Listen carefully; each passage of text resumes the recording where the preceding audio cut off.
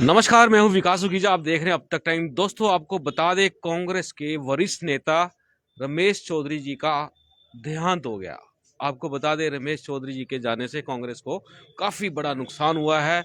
आज उनके निवास स्थान पर कांग्रेस की प्रदेशाध्यक्ष कुमारी शैलजा जी खास तौर पर यहाँ अफसोस जाहिर करने पहुंचे हैं। आप देख सकते हैं, शैलजा जी यहाँ बैठी हुई हैं अंदर, आपको बता दें, और दुख और शोक प्रकट कर रहे हैं। और दोस्तों, इसके अलावा आपको बता देते हैं, यहाँ पर असंध के विधायक शमशेर सिंह गोगी जी भी यहाँ पहुंचे हैं। उनसे भी जान लेंगे, गोगी जी से भी क्या कहना चाहेंगे। गोगी जी, जी बिल्कुल, जी जी, क्या कहना चाहेंगे गोगी जी? देखो, रमेश चौधरी जी कांग्रेस के बहुत ही वरिष्ठ नेता थे और 2009 में असंध से उनको कांग्रेस पार्टी ने टिकट भी दी। उन्होंने इलेक्शन भी लड़ा और आज वो हमारे बीच में नहीं है। उनके जाने का दुख भी है और कांग्रेस पार्टी को बहुत बड़ा नुकसान है कि करनाल ज़िले में और बल्कि आसपास के एरिए में भी बहुत बड़ा लॉस हुआ है, जो क्षति पूर्ति मुश्किल ही होगी। रमेश जी का एक अच्छा व्यक्तित्व था और सभी मिलनसार थे, लेकिन मालिक की ऐसी कृपा हुई कि उनकी सेहत जो है उसने उनका साथ नहीं दिया। बिल्कुल दोस्तों, आपको बता दें कि गहरा दुख प्रकट किया गया। और बात कर लेंगे, आपको दिखा देते हैं कि कांग्रेस की जो प्रदेश है, जी जी जी जी, पहुंची हुई हैं। शैलजा जी से बात करना चाहेंगे।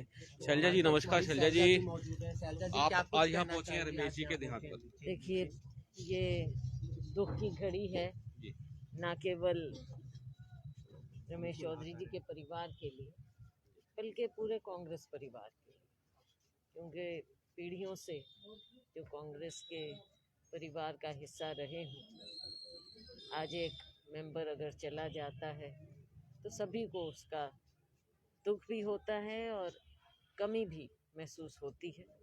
और कुछ कमियां ऐसी होती हैं जो वैसे तो पूर्ति नहीं होती, लेकिन जहां हमने एक और अपना दुख तो प्रकट किया है, लेकिन हम परिवार को यही कहेंगे कि जिस तरह से जो उन्हें कांग्रेस के संस्कार मिले हैं, आगे वो कांग्रेस के साथ जुड़े रहें और कांग्रेस पार्टी भी उन्हें उसी तरह से, जैसे पीढ़ी दर पीढ़ी अपना सदस्य मानती रही, आगे भी इसी 5 तरह से। राज्यों में चुनाव है, किस तरीके से कांग्रेस की तैयारी है? क्योंकि एक जगह तो कांग्रेस की सत्ता है, वहां पर भी मुख्यमंत्री बदला है पंजाब में, तो किस तरीके की तैयारी है? तैयारी पूरी तरह से है और पांचों के पांचों राज्यों में कांग्रेस जनों ने मेहनत की है, ज़मीन से जुड़े रहे हैं।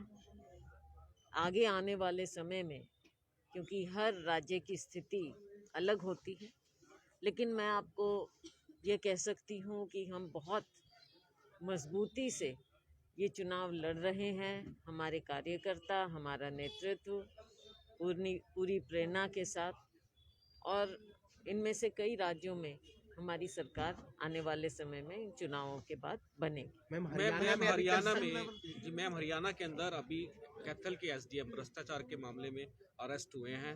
और एक मामला करनाल के अंदर भी हुआ है, नगर निगम के एससी का मामला हुआ है। उनका भी एक वीडियो वायरल हुआ है भ्रष्टाचार से देखो, संबंधित। ये एक एक की जी बात नहीं है, जी ये तो सिर्फ मिसालें आपके सामने आती हैं, क्योंकि भ्रष्टाचार इस कदर फैल गया है आज के दिन हमारे पूरे राज्य में कि आप उसका अंदाज़ा नहीं लगा सकते। जितने स्कैम इस सरकार में हुए हैं, ऐसा कभी इतिहास में नहीं हुआ।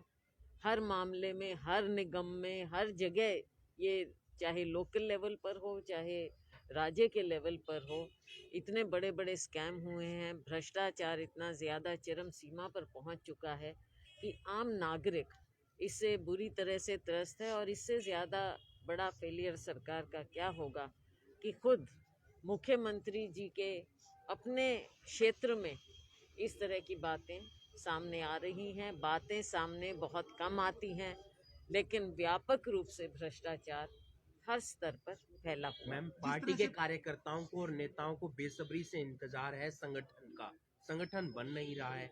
आपको नहीं लगता कि पार्टी उससे कमजोर हो रही है? नहीं, आपने भी कहा था जल्दी बन जाएगा। पार्टी कोई कमज़ोर नहीं हो रही है। पार्टी के लोग आप देखते हैं कि किसी ओहदे के मोहताज नहीं हैं। चाहे कोई भी मुद्दा हो, जनता से जुड़ा हुआ हो, सरकार के खिलाफ हो, हमारे लोग, हमारे कार्यकर्ता उसमें बढ़ चढ़कर लोगों की आवाज़ को उठाते हैं।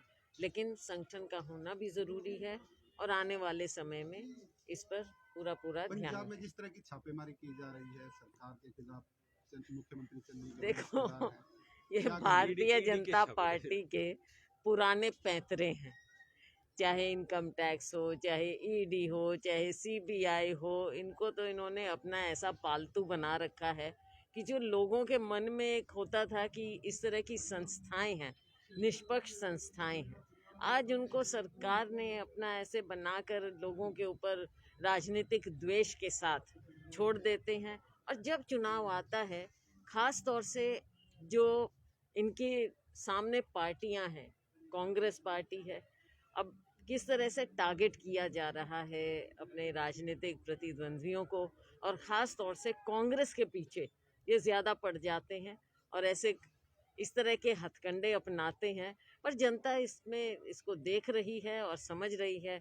मुझे नहीं लगता कि इससे विशेष अंतर पड़ेगा। हाँ, अंतर एक ज़रूर पड़ेगा कि भारतीय जनता पार्टी की साख जो पहले ही गिर रही थी वो और ज़्यादा गिरेगी, क्योंकि चन्नी जी ने, आपने देखा ही है कि पिछले 3 महीने में जिस तरह से सरकार को चलाया है, एक बहुत ही मैच्योर ढंग से, समझदारी से, सूझबूझ से चलाया है।